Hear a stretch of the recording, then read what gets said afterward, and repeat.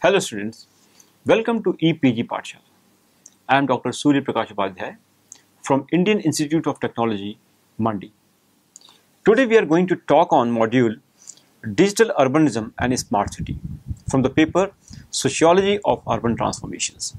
So after completing this module, you should be able to understand the state of urbanization and urbanism in contemporary India. In this module, we discuss what does smart city mean to government, businesses and people, and why do we need to make Indian cities smart. The module further discusses how smart city is being conceptualized in urban studies and look at the idea, vision and agencies involved in developing smart city. We will be discussing the role of technologies and e-governance in the making of a smart city. Lastly, we discuss the limitations of the idea of a smart city. So we need to ask some questions before we move on to discuss about smart city and how a smart city is being conceptualized and understood. Why do we need to focus on city and why a smart city concept and effort in developing a smart city is required? What are the visions behind a smart city? How can we make cities more inclusive with the use of technology when cities already are experiencing splintered urbanism? Who is going to get benefited out of a smart city?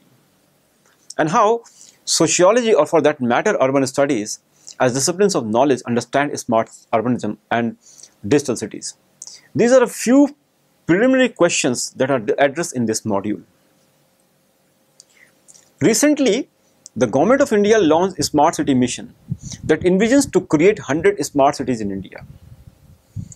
The smart cities are expected to address issues of drinking water and sanitation, requirements of uninterrupted power supply, proper waste management, security of the city residents, provide platform for participatory governance, and make inclusive society that addresses the issues of transportation and traffic through the effective use of information and communication technologies. It's nothing new, or rather it's new, but we already began to address some of the issues since the last decade through the use of internet and digital technologies, generally what we call as e-governance. However, given the population size of many cities, the interventions and the improvements in delivery of essential services stands very poor. Smart cities imagine future of urban places and develop infrastructural facilities through the intervention of new technologies, particularly with the use of World Wide Web. The vision and idea of a smart city is that cities should have intelligent infrastructure that can sustain high-tech urban development and provide platform for digital economy and e-commerce. In imagining smart cities, the national and local government agencies, along with corporate and international organizations, offer an important role to technology. In fact, in a smart city, technology is the primary driver of urban growth and development. It is being argued by national and international agencies that technology has the capacity as well as capability in renewal, rejuvenation, and making of resilient and sustainable cities. However, with new imaginations of cities and involvement of new technologies in urban growth and development, a new language of cities and city development emerges. It is being estimated by various organizations that Indian population will swell in the coming decades. McKinsey's report asserts that by 2030, the urban population in India will be 590 million, which is around 380 million as per 2008 estimates. But if you look at the quality of life in urban India, it's very, very poor. The essential services provided by the city management councils and corporations are often cornered by the rich. The populations living in the slums in Indian cities is quite high, and more than 25% of urban population lives in slums in Indian cities. The quality of life in urban India is poor, as I said, and according to the World Health Organization, 13 out of the 20 most polluted cities in the world are in India. The cities in India contribute over 60% of the country's GDP and 80% of tax revenues. It is being envisaged that if properly executed, Indian cities in the coming decades can contribute up to 70% in the GDP of the country. Therefore, given all this varied situation, it is required to invest in developing infrastructure capacities so that cities can bear the pressure of rising urban population and contribute in the economic growth of the nation, at the same time becoming an inclusive city. The government has approved around 1 lakh crore rupees to be invested in order to upgrade the cities to the status of smart city. Apart from it, to rejuvenate other cities, the Government of India has allocated rupees 50,000 crore under the project Amrit. In the new agenda of urban growth and redevelopment, smart cities emerges as a solution to current urban conditions, be it technical, political, economic and social. To counterbalance the early problem-solving perspectives, scholars have called for a more critical analysis to the problems and potentials of smart city urbanism, pointing to the need to acknowledge its rollout as fundamentally a political endeavor, the relevance of exploring both its normative nature and the possibilities of alternative models, and the value of advancing a comparative approach when unpacking smart urbanism across varied geographies. For last couple of decades, India has been trying to transform its cities and took several initiatives to provide better services to urban residents, such as e-governance.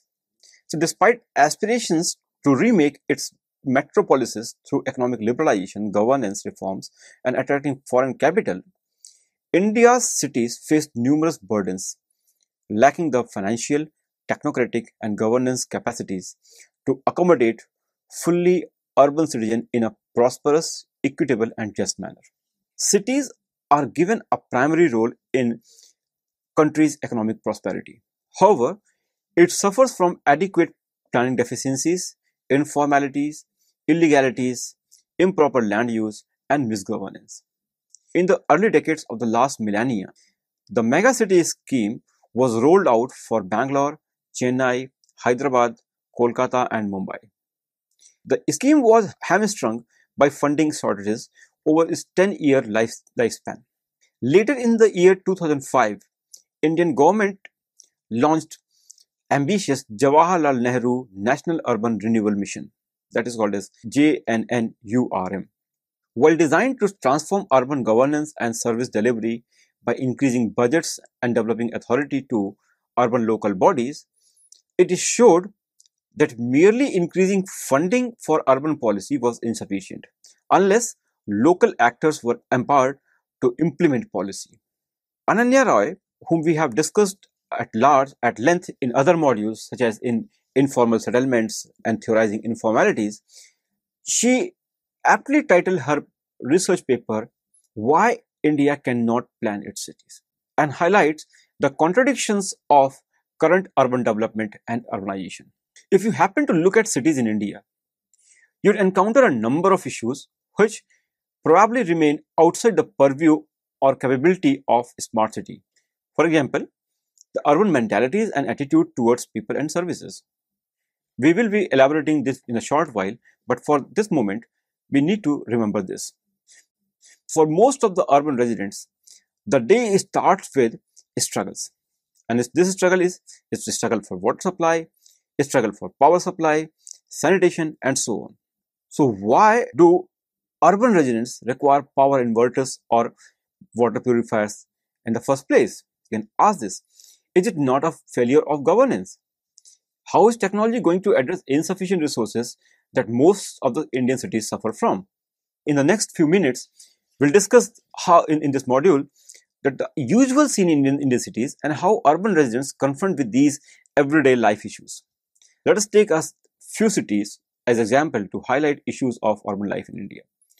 Bangalore, Hyderabad, Mumbai, Delhi NCR, Kolkata, or for that matter any city in India is expanding. The question is, what is the direction of growth in Indian cities? Is it inclusive, accommodative, equitable, or is it producing a splintered urbanism?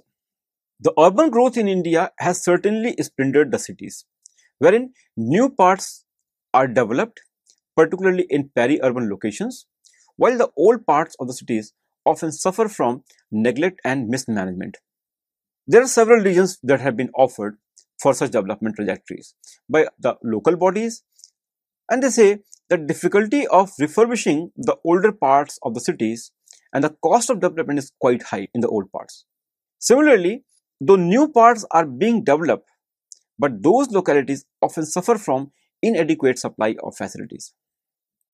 The Indian cities suffer from systematic planning. In fact, the planning is not done keeping the future burden in mind. Most of the times, the planners devise plans to address current needs of the city. Ananya Roy summarizes a paper by Sen Gupta on the developments that have took place in Bangalore for some time. Sen Gupta writes, Ananya Roy paraphrases it, that while the city of Bangalore had built a new airport that is modeled after the Zurich airport, a whole set of planning failures accompanied this infrastructural investment. The airport was located 21 miles outside the town, and the roads that connect the city center to the airport has not been widened sufficiently, and that also accommodates the traffic also. The city water supply had not reached the airport area, and so the shops, office towers, and other developments that were supposed to surround the airport had not yet been built. Ananya Roy offers several reasons behind such urban growth.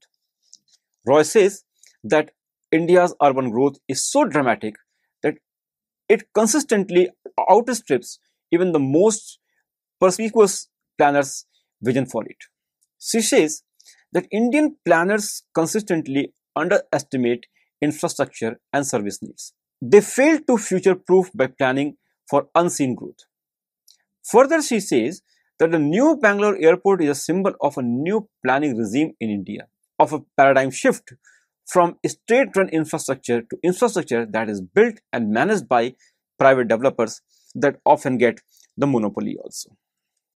With the involvement of private players, management of cities complicates further and thereby producing splintered and urbanism.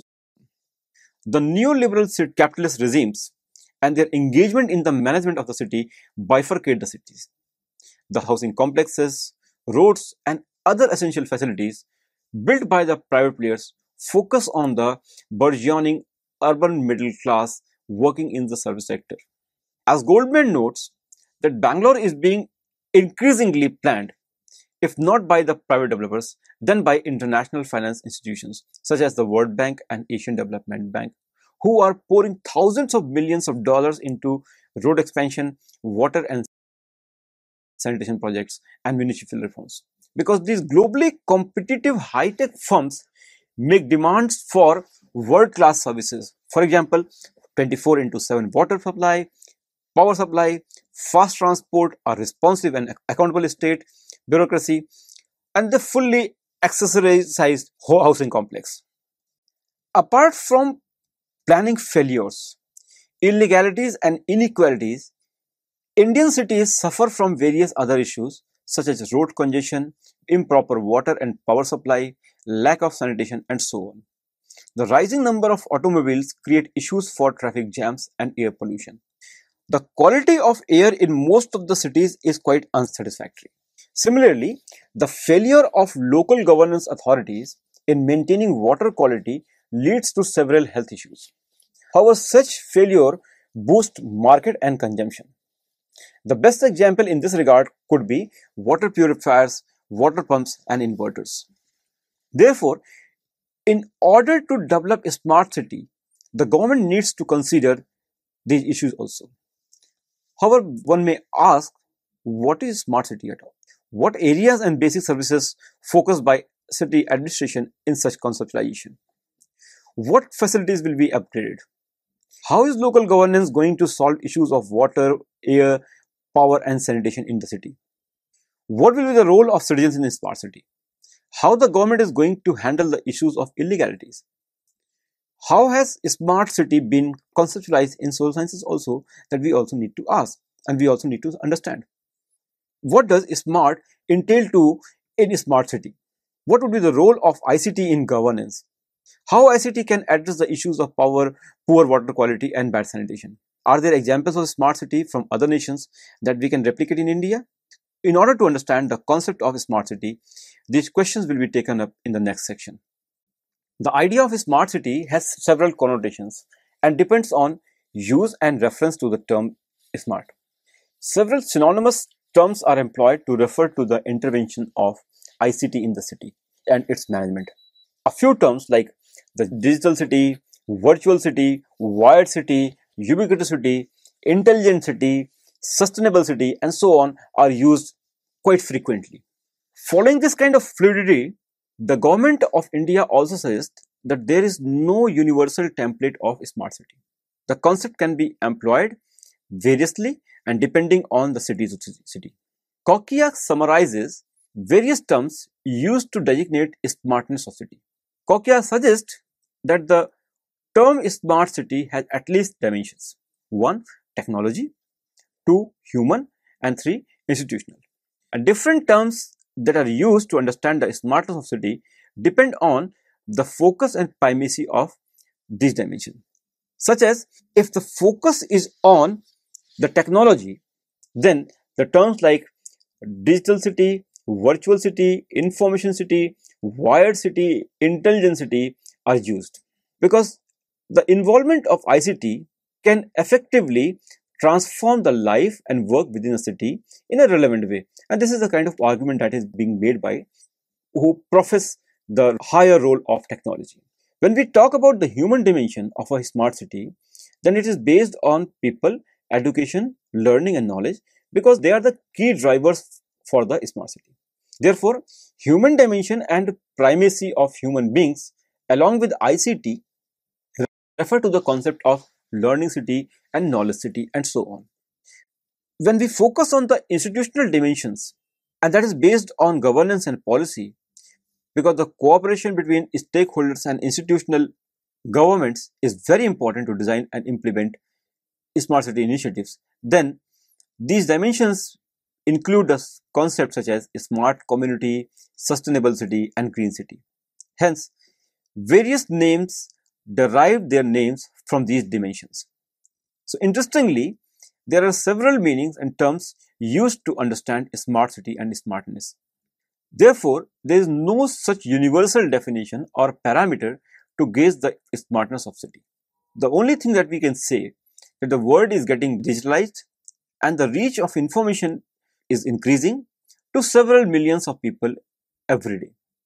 In a press release of TRAI, that is Telephone Regulatory Authority in India, in December 2015, urban teledensity or urban telephony is 152, whereas wireless service subscriber density is 147.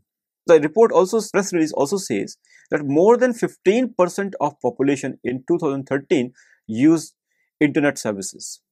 If one looks at a few social media sites such as Facebook or Twitter, the number of internet users would be more than what TRAI estimates.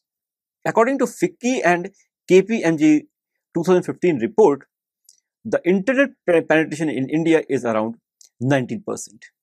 However, in absolute terms, this number is somewhere close to number of internet users in the United States. So therefore, India is very close to replace US as the second largest enabled market, with number inching towards 300 million internet users. The report also asserts that there were around 210 million users in 2014, this is going to touch 528 million in 2019. Similarly, the number of mobile internet users was estimated around 173 million in 2014, which will be 457 million in 2019. The government claims that there will be around 50 crore internet users in India by 2030. So during the last couple of decades, urbanization is assisted by innovations in information and communication technologies, which is a new layer in the existing networks of roads, railways, sewage, electricity, and water supply networks. The vitality of ICT is that it can help in improving the existing systems of networks, bringing more efficiency and helping in better management of the city. Therefore, the smart cities are envisaged to bring in improvements in the facilities and services that also enhances quality of life of the city residents. As we have discussed in earlier section, many a time urban basic services are in bad shape.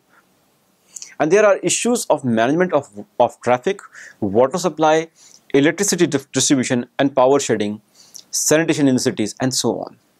Therefore, the intervention of ICT would help officials monitor quality and performance and effectively deliver services and develop interactions with citizens. So it is envisaged that through the efficient use of ICT, the city committees, councils and corporations will be able to address issues of physical infrastructure, engage city residents in decision making and effective delivery of services and improve efficiency of the city that would help in bringing in more people and finance. As I said earlier, the smart city in India expects to have clean and reliable water, proper sanitation, uninterrupted power supply, zero waste or effective solid waste management, sewage treatment with a waste to wealth approach, eco-mobility and the last mile connectivity, the effective use of ICT, security of people, particularly for women and participatory governance. However, the idea of smart city and its capacities and capabilities goes beyond a discursive evaluation of the smart city that requires examination of the scientific techniques, technologies and material configuration that is involved in its makeup.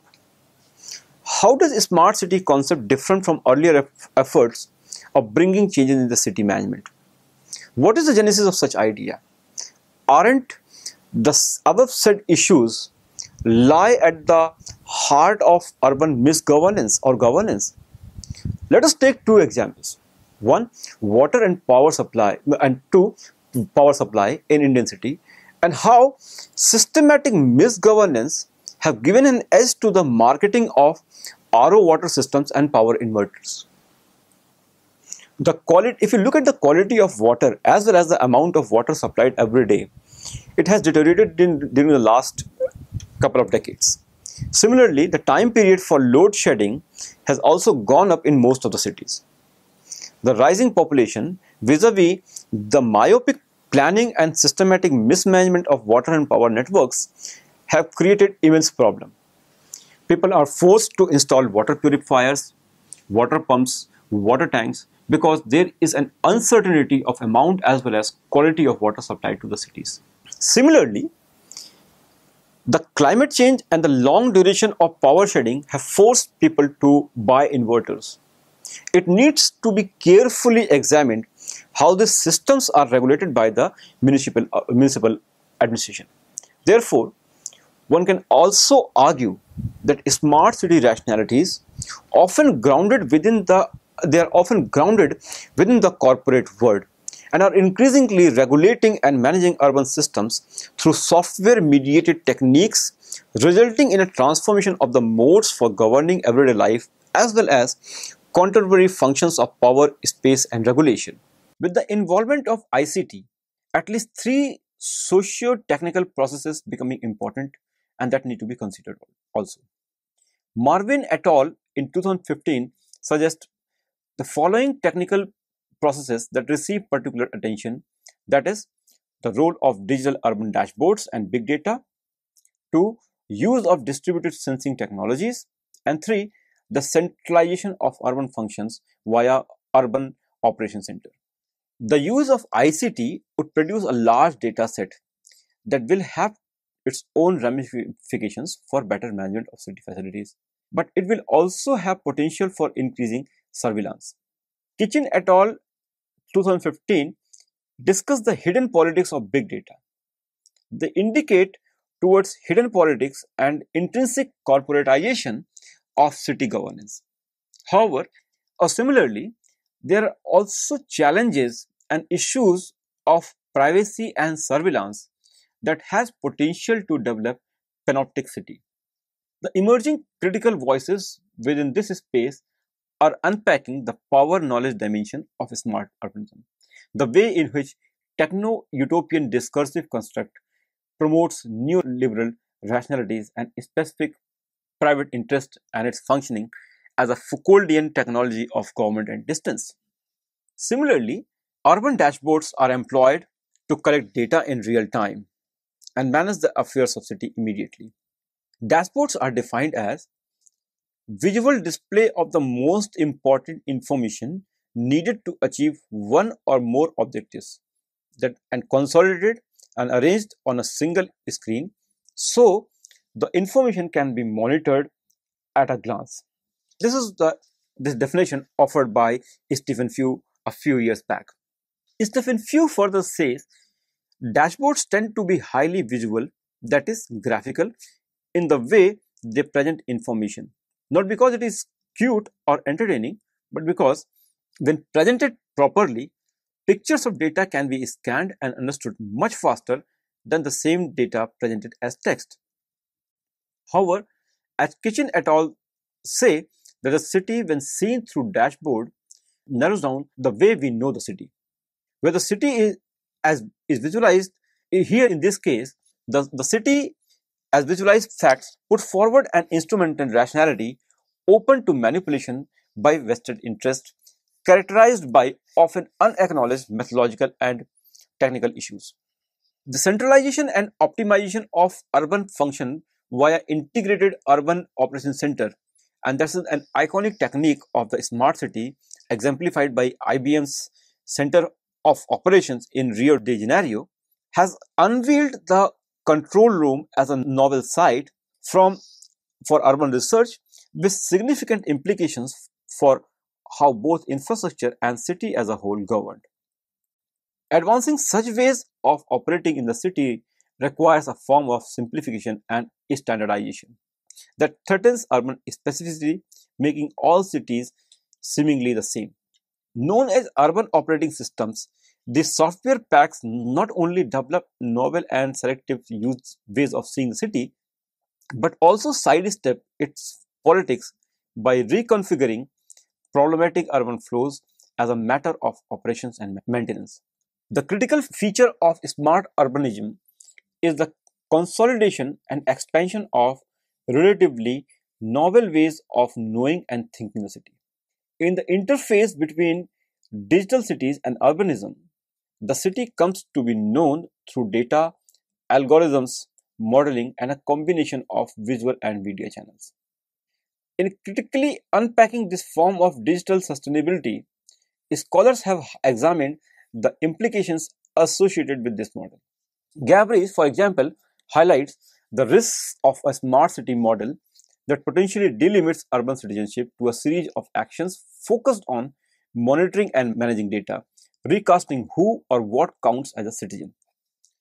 As with urban big data, the surveillance and the security implications of ambient data collection and that is an active area of development for security and industry players have also been questioned, where the public becomes a passive supplier of environmental information, potentially leading to discrimination against individuals or groups who are perceived as living in risky environments or possessing risky lifestyles. So students, let us summarize what we have learned in this module.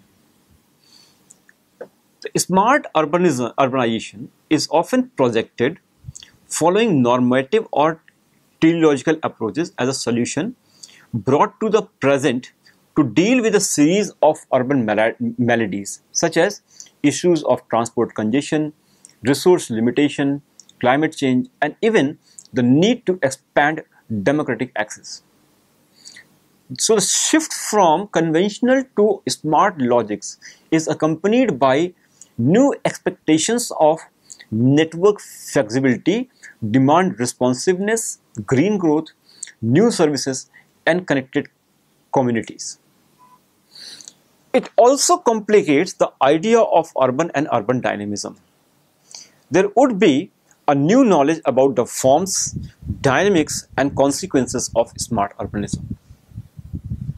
So in this module, we discussed various notions of smart city and how internet technologies are seen instrumental in creation of smart city. In doing so, we have also seen how smart cities are produced through networks of optic fibers and how ICT is related with the imagined production of city in contemporary times. The module discussed the relationship of internet and digital technologies with urban infrastructures and how ICT is placed in urban management and governance. As we discussed towards the end of this module, how urban big data and urban dashboards imagine city, how data collected could be used to manage the city, and what are the implications of such data on citizenship or the freedom of citizens, and how it enhances possibilities of surveillance and more control. Interestingly, it is the code and city that are closely related to each other. That is how city is translated in code and how that code shapes the city. Thank you.